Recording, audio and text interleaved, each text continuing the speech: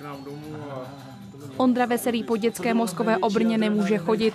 Život ale rozhodně nevzdává. Jeho 30denní expedice Titicaca 2010 je toho důkazem. Ondra se podíval do Jižní Ameriky.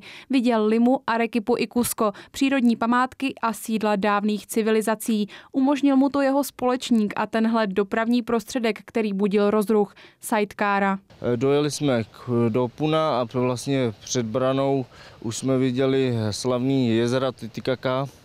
Takže to byl nezapomenutelný zážitek. Ondru zaujaly hlavně plovoucí ostrovy, na kterých přes den žijí místní obyvatelé. Byli ukotvení vlastně na takových tyčích a říkali tam dokonce, že i když se nepohodnete se sousedama, tak se klidně můžete odseknout a odplavat dál. A zážitků přibývalo. V sidekáře, kterou si nechali Radek s Ondrou poslat z Čech, strávili celých 18 dní. Kdekoliv jsme zastavili, tak kolem nás se seběhlo spousta lidí a furt se s náma chtěli fotit a povídat si a bylo to příjemné. Projížděli i pravou džunglí, kde je obtěžoval hmyz. Nejnáročnější ale byla 6hodinová jízda kamenitým terénem k vytouženému Machu Picchu. Radek s Ondrou si totiž vybrali jinou cestu než většina turistů a nazvali ji cestou smrti. Byly tam kamenité cesty, které se zužovaly řádově na 3 metry.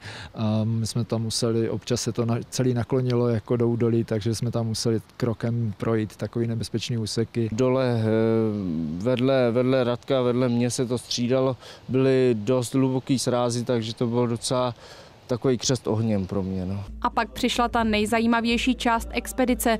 Ondra a Radek stáli přímo pod Machu Picchu. Radek mě vzal pod paždí, druhý mě vzal pod paždí, třetí mě vzal za nohy a čtvrtý mi vzal vozík a já jsem šel vlastně těch 200 schodů břichem dolů jako letadlo. Ondra se stal prvním vozíčkářem, který se na světoznámé místo dostal. Mezi poslední plánované zastávky patřil kaňon Cotahuasi. Stroj držel perfektně, bylo to 2 roky stará motorka, takže se to všechno dařilo dobře. Bohužel v kaňonu Cotahuasi nebo blízko něho nám na řádově výšce 4600 metrů praskla sidecara. Naštěstí je místní odvezli. Sajdu se podařilo opravit a celá expedice dopadla na výbornou. Opravdu jsme sklízeli velký ovace a dokonce, když se nám nepodařilo dobře odbočit, tak lidi už věděli, kam jedeme a mávali na nás, že máme jet jinudy. Radek začal jezdit s vozíčkáři do světa před 2 lety, kdy vzal prvního kamaráda do Maroka.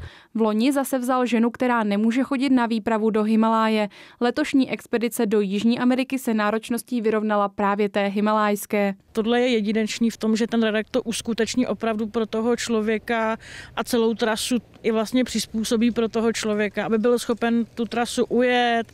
Radek je parťák do nepohody a vytáhne každého vozíčkáře tam tak, aby si splnil svůj sen. Dá se užívat život úplně normálně jako zdraví lidi, takže neseďte doma a cestujte taky. Příští rok Radek Kriegler uskuteční s některým vozíčkářem expedici po Evropě a na rok 2015 plánuje dokonce cestu kolem světa.